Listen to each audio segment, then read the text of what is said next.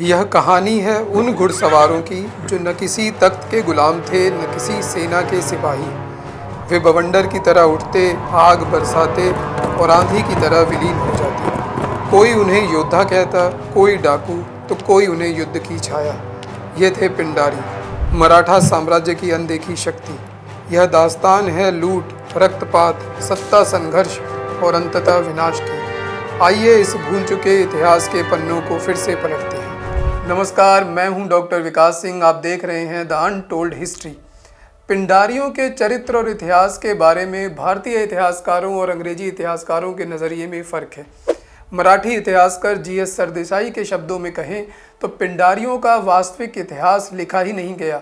जो है वो उनके अंतिम चरण की गतिविधियों पर निर्भर है और वो अंग्रेज़ों द्वारा पूर्वाग्रह से ग्रसित है, जिसमें पिंडारियों को समाज का दुश्मन बताया गया है और उनके अंत को बिल्कुल सही ठहराया गया है। तो कौन थे ये पिंडारी जो अंग्रेज़ों के इतने बड़े दुश्मन बन गए कि उनके रास्ते का कांटा बन गए, जिससे वो इतनी घृणा करते हैं और जिसे वो समाप्त कर देना चाहते हैं।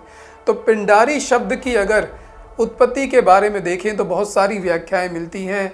एक सबसे जो कॉमन मिलती है कि पिंडा नाम का एक फर्मेंटेड ड्रिंक है, एक तरीके की शराब है जिसका ये सेवन किया करते थे, इसलिए इनका नाम पिंडारी पड़ा।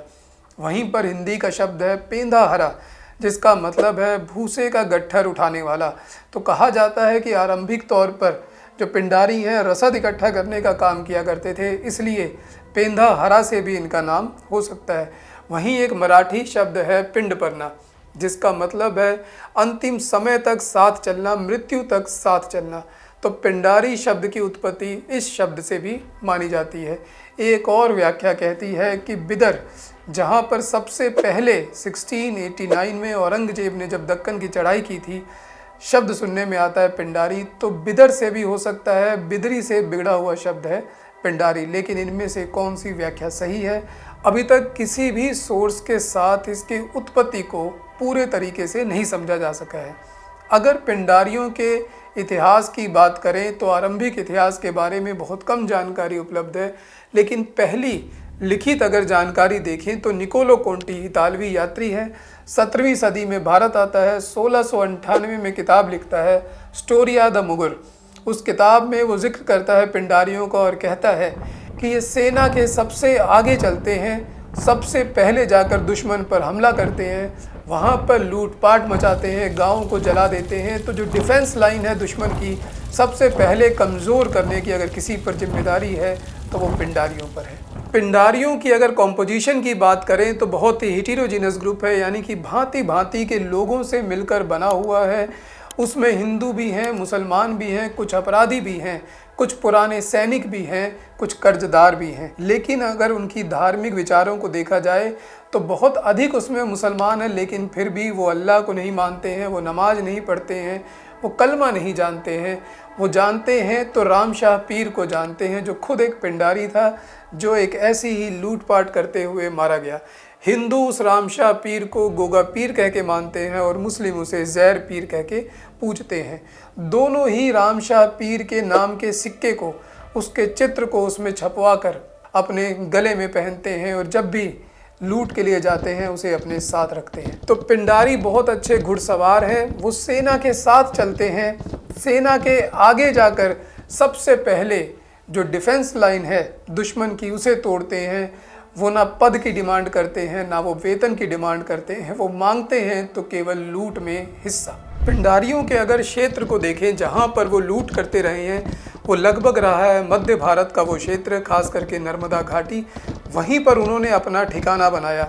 अगर उनके डिवीज़न देखें, किस तरीके से पिंडारी अपने आप को जोड़ते थे, किस तरीके से अपने आप को लेकर चलते थे, तो बड़ा समूह छोटे छोटे समूह में बटा हुआ था, जिसे कहा जाता था दुर्रा।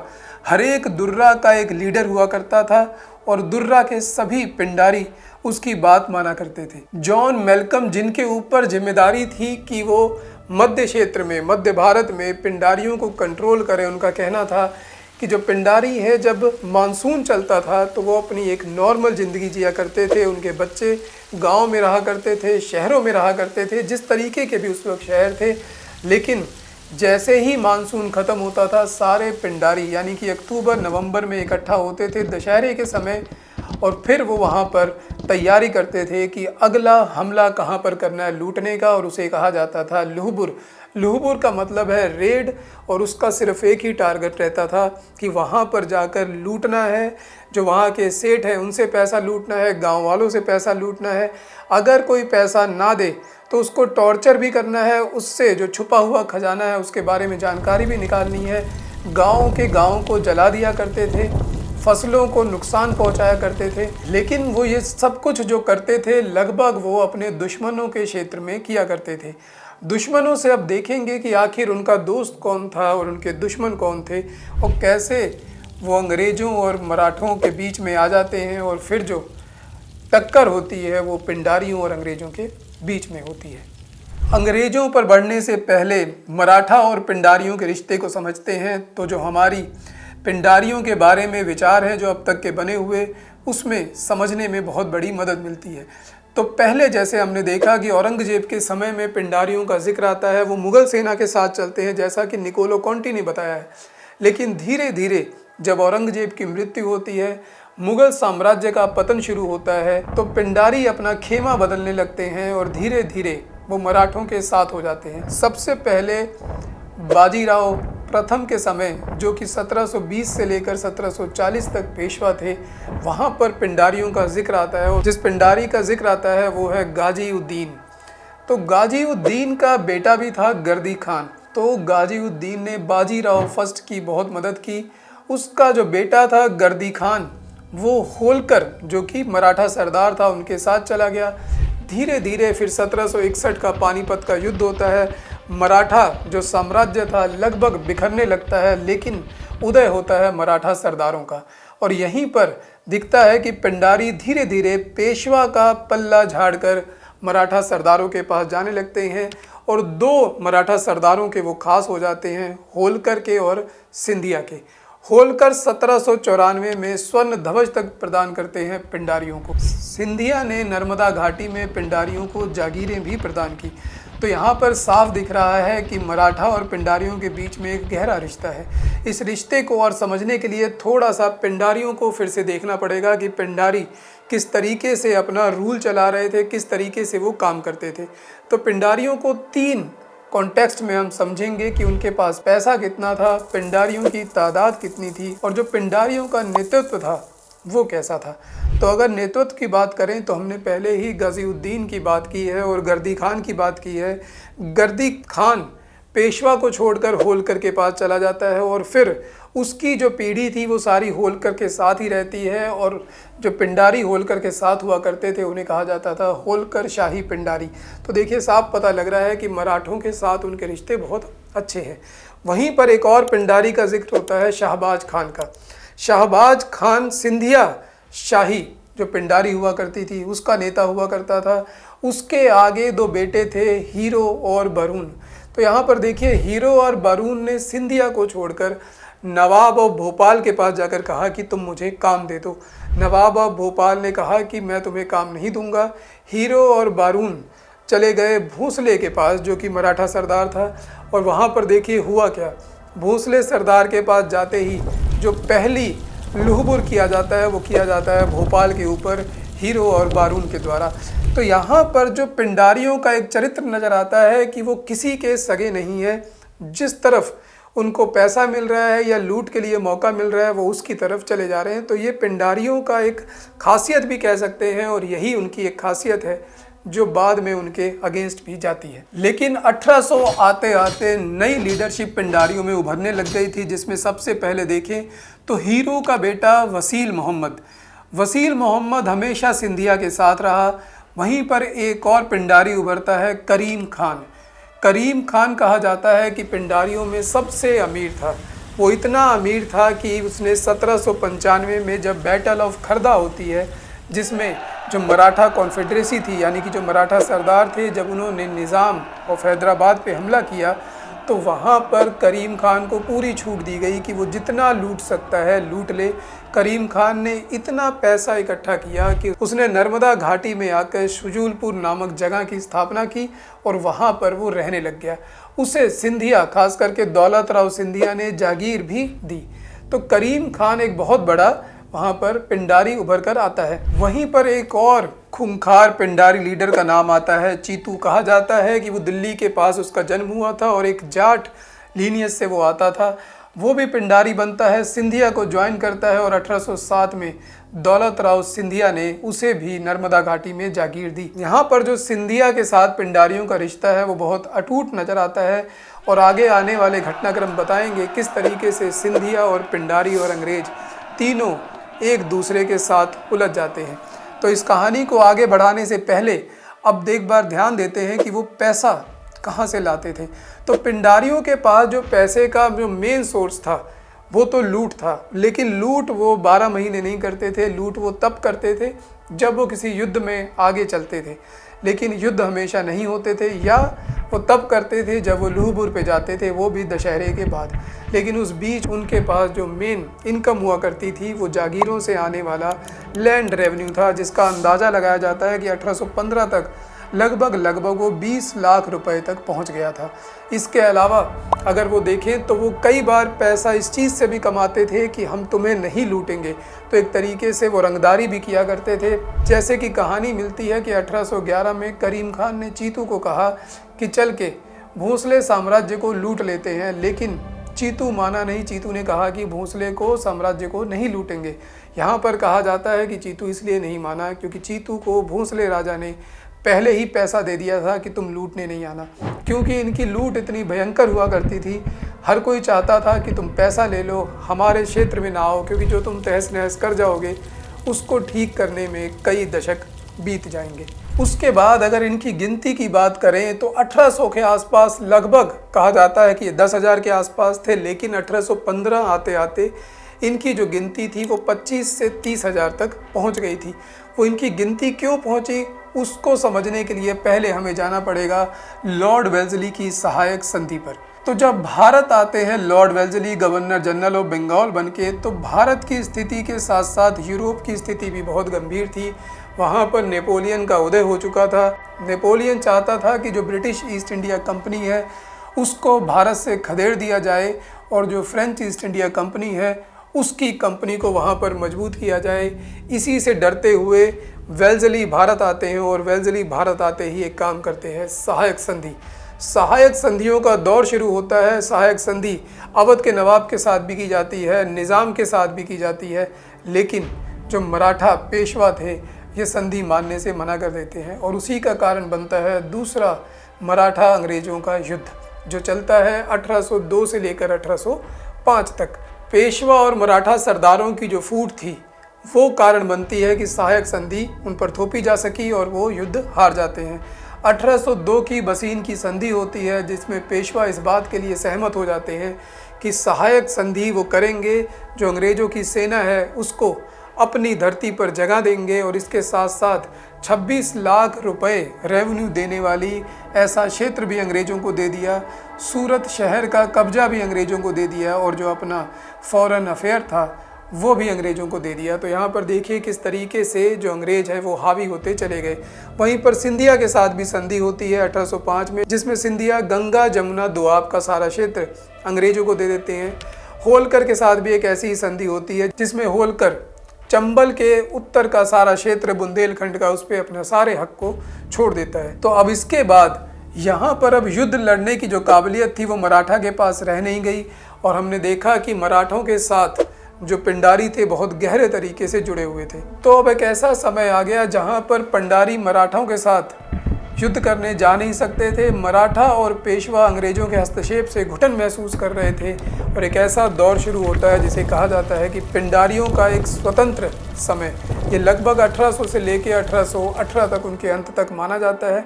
यही वो समय था जब पिंडारियों ने लूटपाट की है बिना युद्ध के और उन्होंने जो भी निशाना बनाया है वो लगभग अंग्रेज़ों को बनाया है। तो यहीं से वो कॉन्स्पिरेसी थ्योरी शुरू होती है कि जो सिंधिया हैं वो पिंडारियों के साथ मिलकर अंग्रेज़ों को इस देश से निकाल देना चाहते थे। और यहीं से एक ऐसा दौर शुरू होता है जिसे कहा जाता है पिंडारियों का स्वतंत्र दौर। ये लगभग 1800 से लेकर 1818 तक चलता है। इस दौरान पिंडारियों की गिनती लगातार बढ़ती चली जाती है, क्योंकि सहायक संधि के द्वारा जितनी भी सेनाओं को भंग किया गया था उसमें से बहुत सारे सैनिक चाहते थे कि पिंडारियों को जाकर ज्वाइन कर लें और फिर उनके साथ लूट पर निकल जाएं। अगर पिंडारियों के दौर को देखें तो वहाँ पर एक और गुट नज़र आता है जिसे कहा जाता है पठान गुट। पठान गुट भी पिंडारियों की तरह ही काम किया करता था और पठान गुट भी सिंधिया से जुड़ा हुआ था। पठान गुट और पिंडारियों में फ़र्क इतना था कि जो पठान गुट की घुड़सवार सेना थी वो उनकी रेगुलर सेना थी, उसको वो पद भी दिया करते थे, पैसा भी दिया करते थे, केवल वो लूटपाट पर जीवित नहीं थी। उसके अलावा अगर बात करें तो पठानों की जो घुड़सवारी थी उसमें कुछ इन्फेंट्री के लोग भी चला करते थे, यानी कि पैदल सेना के लोग भी होते थे, जो कि पिंडारियों के साथ बिल्कुल नहीं हुआ करता था। तो दोनों में ये फ़र्क था। पठानों का जिक्र करना ज़रूरी है क्योंकि पठान भी सिंधिया के साथ जुड़े हुए थे और पिंडारी भी सिंधिया के साथ जुड़े हुए थे। लेकिन जब अंत में पिंडारी हारते हैं, जो अंग्रेज़ पिंडारियों के साथ सलूक करते हैं वो पठानों के साथ नहीं किया जाता। और वो क्यों नहीं किया जाता उस कारण को समझेंगे जब अंग्रेज़ों और पिंडारियों के युद्ध की हम बात करेंगे।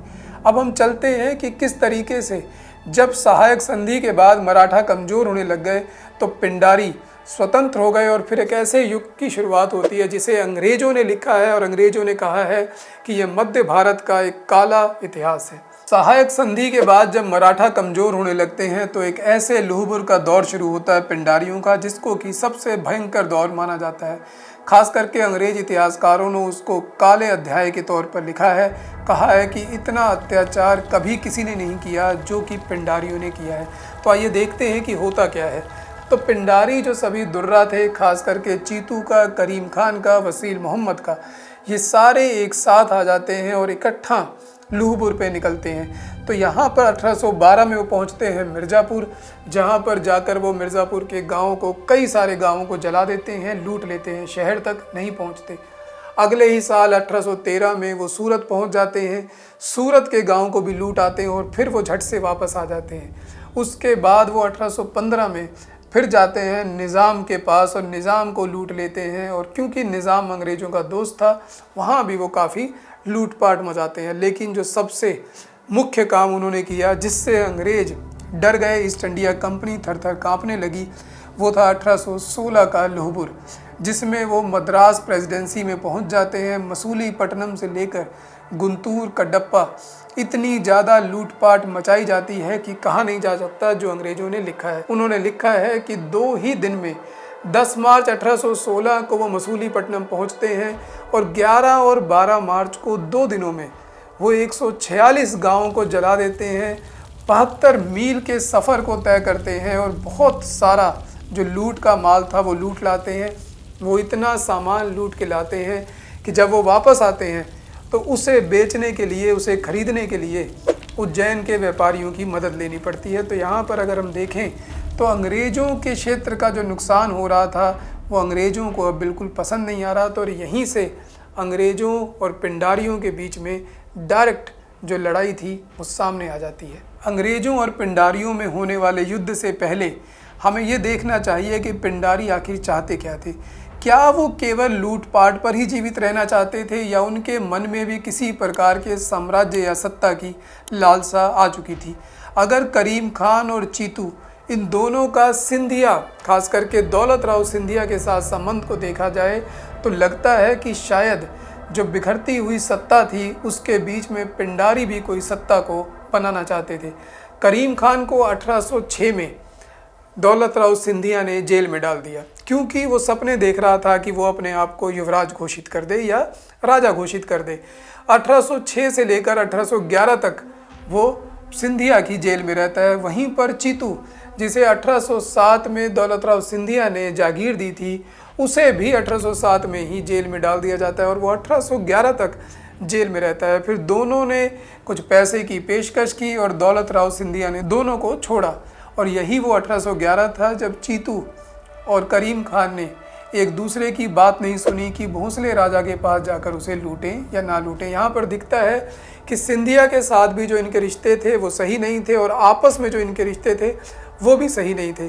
करीम खान के बारे में हमने पहले ही बात की कि बहुत अमीर पिंडारी था और इस बात को सिंधिया बिल्कुल पसंद नहीं कर रहे थे। तो करीम खान को सिंधिया ने फिर से जेल में डाल दिया और 1817 तक वो जेल में रहा। तो यहाँ पर जो सत्ता का संघर्ष है वो पिंडारियों और सिंधिया में साफ नज़र आ रहा है क्योंकि सिंधिया को डर लग रहा है कि जो बिखरती हुई मेरी सत्ता है वहाँ पर जो उदय हो सकता है वो पिंडारियों की सत्ता का उदय हो सकता है। और यही डर अंग्रेज़ों को भी सता रहा था, क्योंकि वो जानते थे जिस तरीके से मराठों ने मुग़लों को कमज़ोर किया था, उसी तरीके से अगर पिंडारी इस तरह चलते रहे तो वो अंग्रेज़ों को एक दिन कमज़ोर कर देंगे और अंग्रेज़ कंपनी को भारत को छोड़कर जाना पड़ेगा। इसीलिए जो सबसे खूंखार दुश्मन अंग्रेज़ों का बन के उभरता है वो मराठा ना होकर अब पिंडारी थे, और यहीं से पिंडारी और अंग्रेज़ों के युद्ध की शुरुआत होती है। लेकिन 1816 के लोहपुर ने बता दिया था कि अंग्रेज़ ताकतवर हैं तो सही, लेकिन उतने भी नहीं हैं कि वो पिंडारियों से मुकाबला कर सके।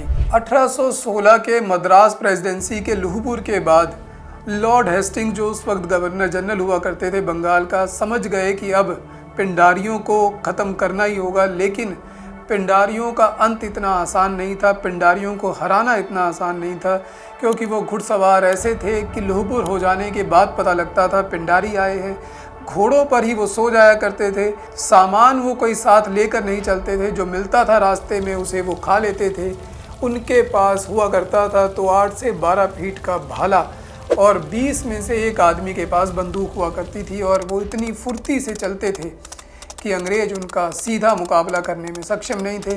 इसलिए लॉर्ड हेस्टिंग ने एक बनाया प्लान कि सबसे पहले मराठों को हराया जाए और उसके साथ साथ अन्य जो रियासतें हैं उसके साथ संधि की जाए। तो यहीं पर पिंडारियों के युद्ध से पहले शुरू होता है अंग्रेज़ों और मराठों का तीसरा युद्ध। यहाँ पर कहानी बहुत गंभीर हो जाती है, क्योंकि अंग्रेज़ों और मराठों के बीच जो तीसरा युद्ध होता है बहुत निर्णायक रहता है। मराठों की बहुत बुरी तरीके से हार होती है। जो मराठा कॉन्फेडरेसी थी उसको समाप्त कर दिया जाता है और बहुत सारे क्षेत्रों पर पेशवा अपने अधिकार को छोड़ देता है। लेकिन 1817 की जो सिंधिया के साथ संधि थी वो बहुत महत्वपूर्ण है, क्योंकि सिंधिया को कहा जाता है कि तुम संधि साइन करो जिसमें लिखा गया कि तुम पिंडारियों को कोई भी छुपने की जगह नहीं दोगे, 5000 सैनिक दोगे जो पिंडारियों के खिलाफ युद्ध लड़ेगा। और यहाँ तक कि 1805 की जो संधि हुई थी सिंधिया के साथ, उसमें एक क्लॉज हुआ करता था कि जब तक सिंधिया सरदार नहीं चाहेंगे तब तक अंग्रेज राजपूतों के साथ कोई संधि नहीं करेंगे। उस क्लॉज को भी उसमें से हटवा दिया जाता है, यानी कि जो मराठा सरदार सिंधिया थे तब तक उनका राजपूतों के ऊपर भी वर्चस्व था। और लॉर्ड हेस्टिंग्स को पूरी खुफिया जानकारी मिली हुई थी कि जो पिंडारी हैं उनका जो नॉमिनल सरदार है वो दौलत राव सिंधिया है, और दौलत राव सिंधिया के कहने पर ही जो सारे लूहबर हुए हैं 1812 का, 1813 का, 1815 का और 1816 का, ये जानबूझ के अंग्रेज़ों के क्षेत्र में किए गए हैं ताकि अंग्रेज कंपनी यहाँ से चली जाए और जो पूरा साम्राज्य है वो मराठा सरदार के हाथ में आ जाए। तो पिंडारियों को घेरने से पहले पूरी तरीके से अंग्रेज़ों ने अपने आप को विभिन्न संधियों के साथ सुरक्षित किया। पिंडारियों का खौफ इतना कि वो सीधे मैदान में जा नहीं सकते थे। 1 लाख सैनिकों की सेना तैयार की लॉर्ड हेस्टिंग्स ने और 300 तोपों का बंदोबस्त किया गया। 2 बड़ी डिवीज़न बनाई गई। जो उत्तर में डिवीज़न थी उसकी कमांडिंग खुद लॉर्ड हेस्टिंग्स कर रहे थे, और दक्षिण की जो डिवीज़न थी उसकी कमांडिंग थी सर थॉमस हिस्लॉप के पास। अंग्रेज़ों का जो दावा था कि पिंडारियों को ख़त्म करना बहुत आवश्यक हो गया है, वो घृणा के पात्र हैं। उनका मानना था कि इनके होने की वजह से अराजकता हो गई है, जो लैंड रेवेन्यू है उसमें बहुत कमी आई है, और उसके अलावा जो कंपनी की एक इमेज थी उसको बहुत बड़ा धब्बा पहुंचा है। जो लोग पहले कंपनी के शासन में खुशी खुशी रहना चाहते थे, खास करके अगर मद्रास प्रेसिडेंसी की बात करें, वो उनके क्षेत्र में अपने आप को बहुत सुरक्षित महसूस नहीं करते हैं। लेकिन इन तीनों बातों के अलावा जितना हमने पिंडारी और सिंधिया को जोड़कर पढ़ा है, अंग्रेज़ों के साथ इतिहास देखा है, अंग्रेज़ों को डर था कि पिंडारी एक दूसरी ऐसी शक्ति हो सकते हैं जिनसे उनको मराठों के बाद लड़ना पड़ेगा। इसलिए पिंडारियों को समाप्त करना आवश्यक हो गया था। फिर शुरू होता है पिंडारी अंग्रेज युद्ध, जो चलता तो है केवल 4 महीने, लेकिन उसकी तैयारी बहुत बड़ी की गई थी।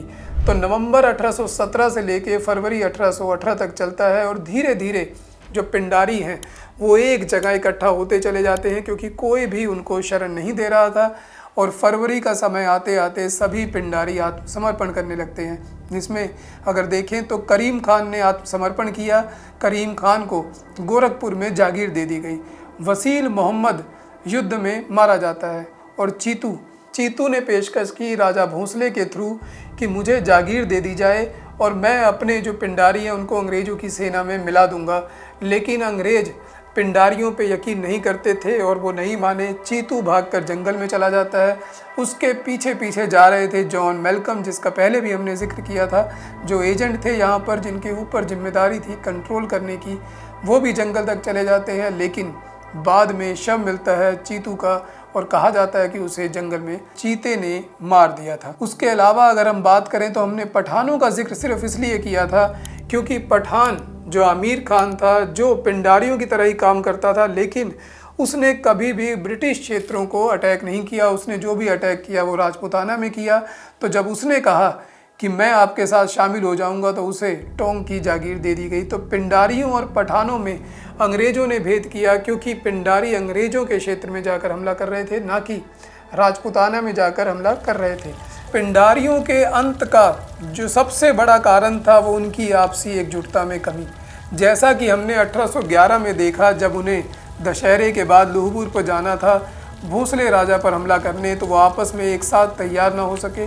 वही 1817 में होता है जब चीतू, करीम खान और वसील मोहम्मद एक साथ एक गुट नहीं बना पाते हैं अंग्रेज़ों के साथ लड़ने के लिए, और अलग अलग लड़ते हुए तीनों के तीनों एक तरीके से समाप्त हो जाते हैं और विजय होती है केवल अंग्रेज़ों की। पिंडारी युद्ध के बाद अंग्रेज़ों का जो आखिरी बड़ा दुश्मन था वो भी समाप्त हो जाता है, पिंडारी, और उसी के साथ स्थापना होती है लॉर्ड हेस्टिंग्स की। कंपनी की एक पैरामाउंट पावर बन के उभरती है। अब पूरे भारत में केवल 2 ही शक्तियां बची थी जिनको हराना बाकी था, पंजाब और सिंध। तो पिंडारियों का पूरा इतिहास जानने के बाद 2 नज़रिए बिल्कुल फिर से सामने आते हैं। एक अंग्रेज़ों का नज़रिया जिसमें इनको बहुत घृणा से देखा गया है और समाज का दुश्मन बताया गया है। वहीं पर भारतीय इतिहासकार जैसा कि जी.एस. सरदेसाई ने कहा कि पिंडारियों का वास्तविक इतिहास अभी लिखा ही नहीं गया है। तो आपको क्या लगता है कि पिंडारियों का वास्तविक इतिहास क्या है? जो भी आपके मन में विचार आए उसे कमेंट सेक्शन में जाकर ज़रूर लिखें। ऐसे ही इन्फॉर्मेटिव और ऐसे ही अच्छे टॉपिक्स के साथ अगले वीडियो में मिलेंगे। तब तक के लिए धन्यवाद दोस्तों। जय हिंद।